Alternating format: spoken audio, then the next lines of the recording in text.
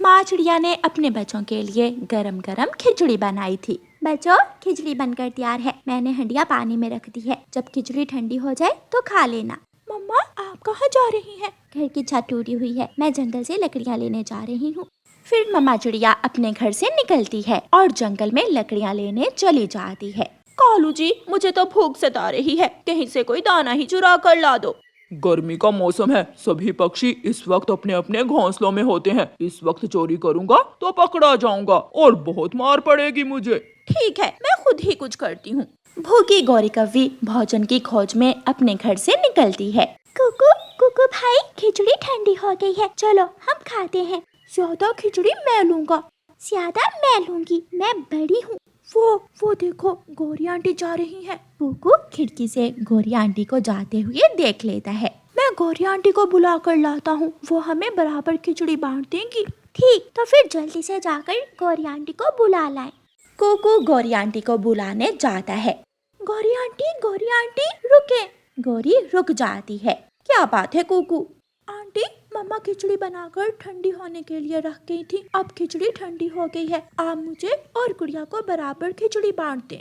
कुकू की बात सुनकर गौरी कव्वी खुश हो जाती है।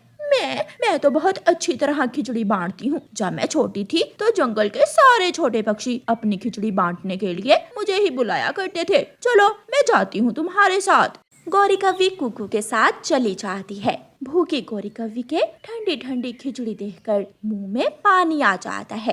कुकू और गुड़िया, तुम दोनों की चोंच तो बहुत गंदी है। चलो जल्दी से नदी से अपनी अपनी चोंच धोकर आओ, फिर मैं तुम दोनों को खिचड़ी बांट कर दूंगी। गुड़िया बहन, चले हम जल्दी से अपनी अपनी चोंच धो आते हैं, मुझे बहुत भूख लगी हुई है। फिर दोनों बहन भाई नदी पर अपनी चोंच धोने चले जाते हैं। गौरी, तेरी किस्मत, जो ये पागल बच्चे तुझे बुला लाए। अब जल्दी से पेट भर ले। गौरी कव्वी जल्दी जल्दी से खिचड़ी खाने लगती है। गुड़िया देखो, मेरी चोंच साफ हो गई है क्या?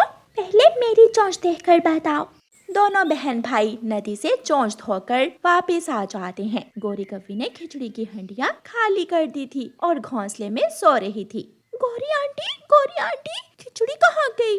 गौरी जल्दी से उठती है। क्या बताऊं बच्चों, तुम दोनों जैसे ही घर से बाहर के एक बड़ी सी काले रंग की बिल्ली आई और सारी खिचड़ी खा गई। मैंने उस दुष्ट बिल्ली को मना किया तो वो मुझे मारने लगी।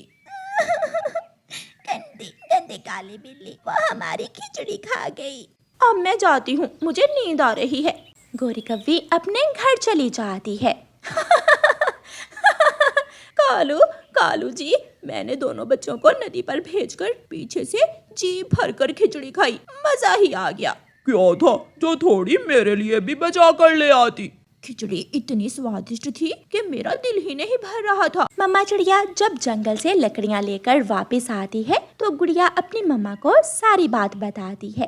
मम्मा, फिर जब हम नदी पर अपनी चोंच धोने के तो काली बिल्ली गौरी आंटी को डराकर सारी ही खिचड़ी खा गई। बच्चों, आप गौरी को क्यों लेकर आए? आपस में मिलकर खिचड़ी खा लेते। खिचड़ी काली बिल्ली ने नहीं बल्कि काली गौरी कव्वी ने ही खाई है। वो तो बहुत चालाक कव्वी है। ये सुनकर दोनों बच्चे हैरान हो जाते हैं। इसका मतलब गौरी आंटी ने हमें उल्लू बनाया। हाँ, वो तुम दोनों को पागल बनाकर खिचड़ी खा गई है। कुकू भाई, देखना हम भी गौरी आंटी को ऐसे ही पागल बनाएंगे। फिर कुछ दिनों के बाद गौरी कव्वी दुकान पर बैठी हुई थी। कबूतर चाचा, 1 किलो चावल और शक्कर दे दो। गुड़िया और कुकू पास बैठे सुन रहे थे। गौरी आंटी, क्या आज आप मीठे चावल बना रही हैं? हाँ, आज बहुत दिनों बाद मैं भी अपने घर में मीठे चावल बनाकर खाऊंगी। गौरी सामान लेकर अपने घर चली जाती है और घर जाकर चूल्हे में आग जलाकर मीठे चावल बनाना शुरू करती है। गुड़िया और कुकू कालू कव्वे के पास जाते हैं और उससे कहते हैं, अंकल, गौरी आंटी पहाड़ों की तरफ गई है, वो आपको वहाँ बुला रही है, जल्दी से जाएं। अच्छा, जरूर उसके पास कोई खाने की चीज होगी, मैं जल्दी से जाता हूँ। कालू कौवा तुरंत पहाड़ों की तरफ भाग जाता है। अब आएगा मजा। फिर दोनों बच्चे गौरी कव्वी के पास घर में जाते हैं और गौरी कव्वी से कहते हैं, आंटी, अंकल कालू पहाड़ों पर बैठे हैं, वो अनार का जूस पी रहे हैं, आप भी जल्दी से जाकर अनार का जूस पी लें। मीठे चावल तो बन गए हैं, मैं जल्दी से जाकर कालू से अनार का रस लेकर पी लेती हूँ। गौरी कव्वी भी पहाड़ों की तरफ भाग जाती है। अब हम दोनों खाएंगे गौरी आंटी के मीठे चावल। फिर गुड़िया और कुकू गौरी आंटी के मीठे चावल खाने लगते हैं। कालू जी, अनार का रस कहाँ है? कौन सा अनार का रस? मुझे तो कुकू और गुड़िया ने यहाँ भेजा है कि तुम मुझे बुला रही हो। क्या? कालू भाग, मीठे चावल, मेरे मीठे चावल। गौरी कव्वी जल्दी से भागती है और घर वापस आ जाती है। कुकू और गुड़िया ने मीठे चावल खा लिए थे। बच्चों, हंडिया में मीठे चावल थे, वो कहाँ गए? आंटी आंटी, आप जैसे ही बाहर गई, एक बड़ी सी काली बिल्ली आई और मीठे चावल खा गई। ये सुनकर गौरी चुप हो जाती है।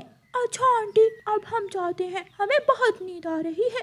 फिर गुड़िया और कुकू वहाँ से चले जाते हैं। चिड़िया के बच्चे तो बहुत सियाने निकले। मैंने उनकी खिचड़ी खाई और वो मेरे मीठे चावल खा गए।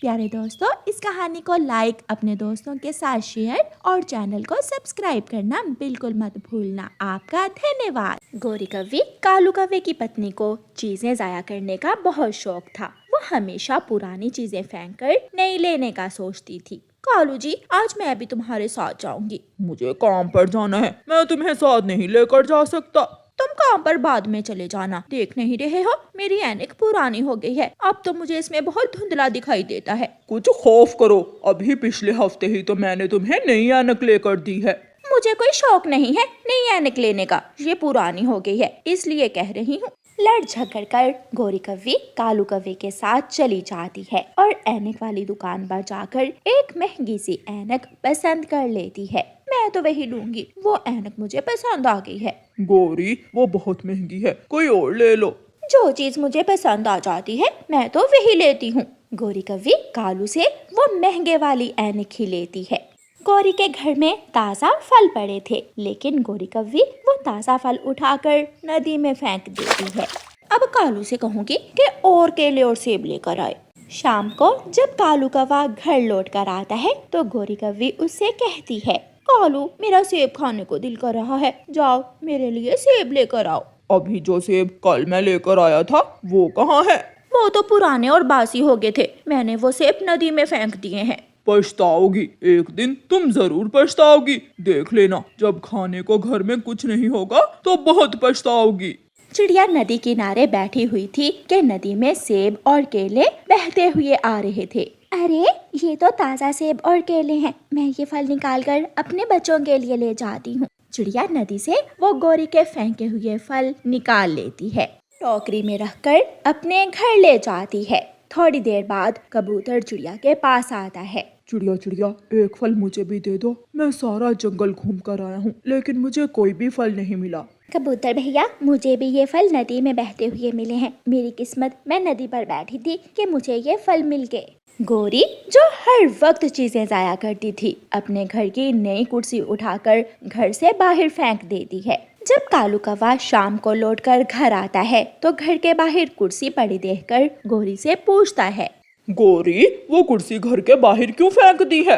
वो पुरानी हो गई है, मैं कल बाजार से नई कुर्सी बनवा कर ले आऊंगी। मैं कोई गरीब नहीं हूँ जो ऐसी पुरानी कुर्सियाँ घर में रखूंगी। हाँ हाँ, तुम तो जंगल की सबसे अमीर कवि हो। जिस दिन काम धंधा बंद हो गया तो फिर पता चलेगा तुम्हें।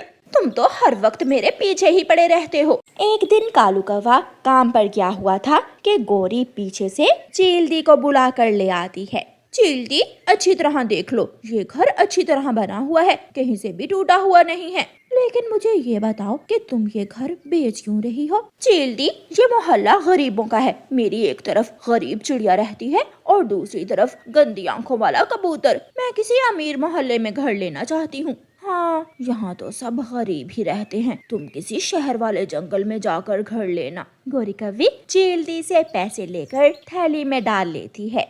गौरी घर के बाहर बैठी पैसे गिन रही थी कि कालू कौवा आ जाता है। गौरी, ये पैसे कहाँ से लिए हैं? मैंने ये पुराना घर बेच दिया है, अब हम शहर वाले जंगल में जाकर नया घर लेंगे। क्या? आज तुमने घर ही बेच दिया? घर के बिना हम कैसे रहेंगे? तुम मेरे साथ चलो, हम अभी शहर वाले जंगल चले जाएंगे। गौरी कालू को साथ लेकर उड़ती है। जब वो आधे रास्ते में पहुंचते हैं तो तेज बारिश शुरू हो जाती है। वो एक पेड़ के नीचे बैठ जाते हैं। कालू, पैसे भीग रहे हैं, अब क्या होगा? मेरी तरफ से तुम मर जाओ और मुझे भी अपने साथ ही लेकर जाओगी तुम। काफी देर तक बारिश होती है और गोरी की पैसों वाली थैली पूरी तरह भीग जाती है और सारे पैसे फट जाते हैं। घर बेचकर जो पैसे गोरी ने लिए थे वो सब बारिश की वजह से जाया हो चुके थे। जैसे ही रात होती है, गोरी और कालू रात गुजारने के लिए कबूतर के घर में जाते हैं। कालू कौवे, मैं तुम्हें अपने घर में रख सकता हूँ, लेकिन इस गोरी को नहीं। ये तो मुझे अपने घर के सामने से भी गुजरने नहीं देती थी। कबूतर मेरे भाई, मुझे माफ कर दो। मैंने अपना घर बेचकर बहुत बड़ी गलती की। आज की रात मुझे अपने घर में रख लो।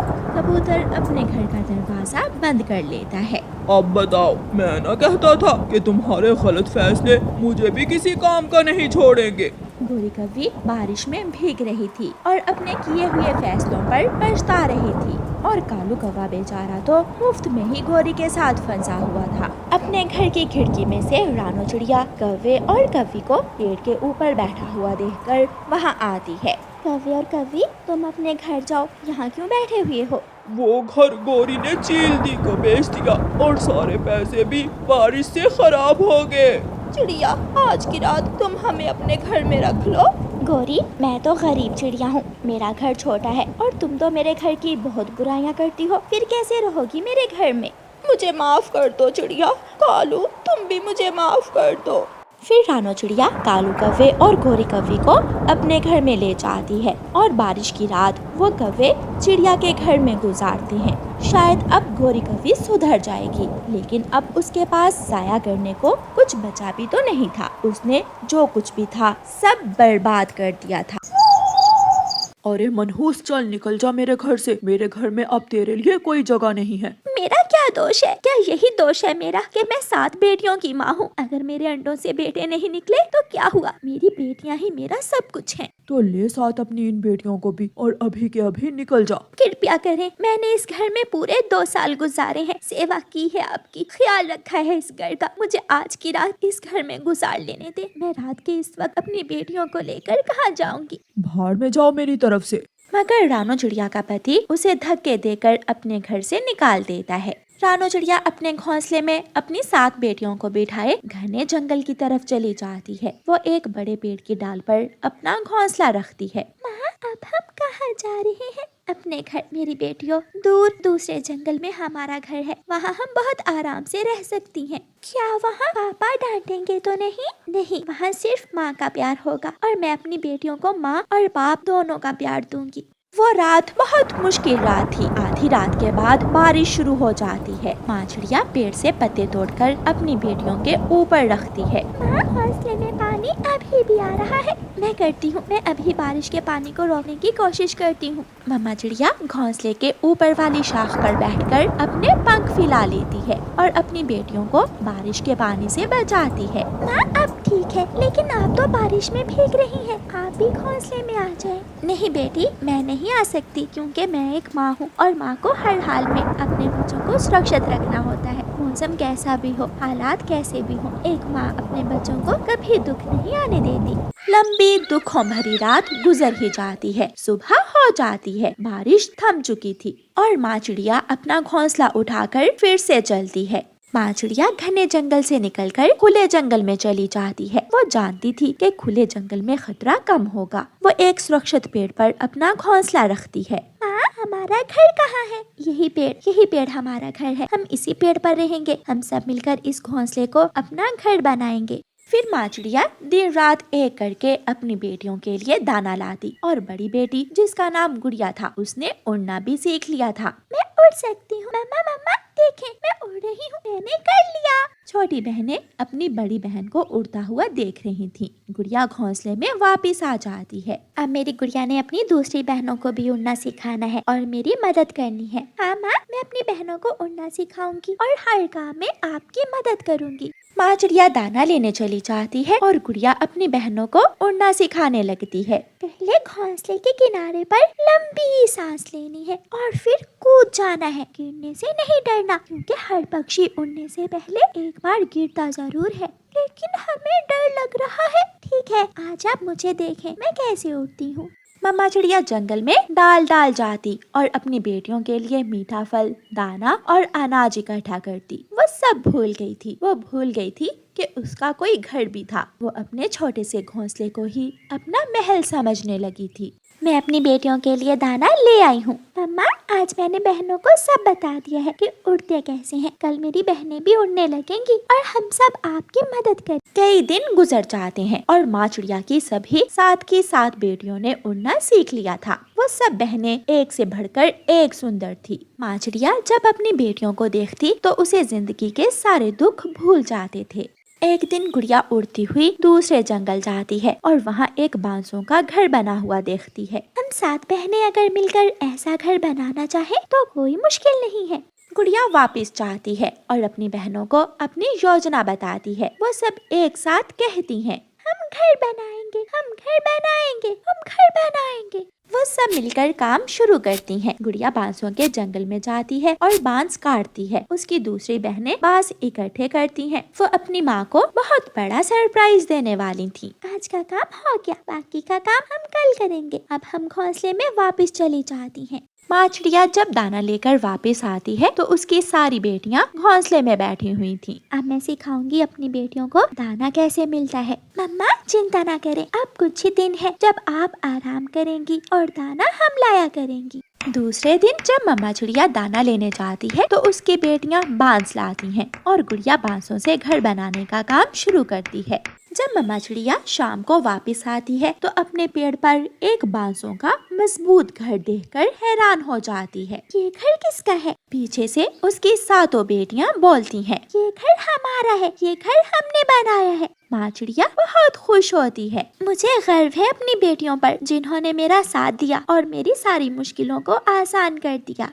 कई दिन गुजर जाते हैं और फिर एक दिन मम्मा चिड़िया अपनी बेटियों को लेकर दूसरे जंगल में जाती है। दूर से पीपल के पेड़ को देखकर मम्मा चिड़िया को पुराना वक्त याद आ जाता है और वो अपनी बेटियों को लेकर पीपल के पेड़ की तरफ जाती है। उस पेड़ पर वही घर था जिस घर से उसके पति ने बारिश की रात उसे धक्के दे दे कर निकाला था। घर के अंदर एक बीमार पक्षी अपने घोंसले में लेटा हुआ था। शायद वो कई दिनों से घोंसले में ही था। दरवाजा खुला था। मेरी 7 बेटियों, यही वो घर है जिसमें आप अंडों से निकली थी। वो सब घर के अंदर चली जाती हैं। रानो, रानो मैंने तुम्हें बहुत याद किया। मैं बेरी के पेड़ से टकरा कर घायल हो गया था। मेरा कोई नहीं था जो मेरा ख्याल रखता। जो अपनों को खुद से दूर कर देता है उसके साथ यही सब कुछ होता है। याद करो वो वक्त जब मैं तुमसे एक रात इस घर में गुजारने की भीख मांग रही थी और अब इस घर से ऐसी गंदी बू आ रही है कि यहाँ सांस लेना भी बहुत मुश्किल है। घर परिवार से होता है। ये वही बेटियां हैं जिनको तुम पसंद नहीं करते थे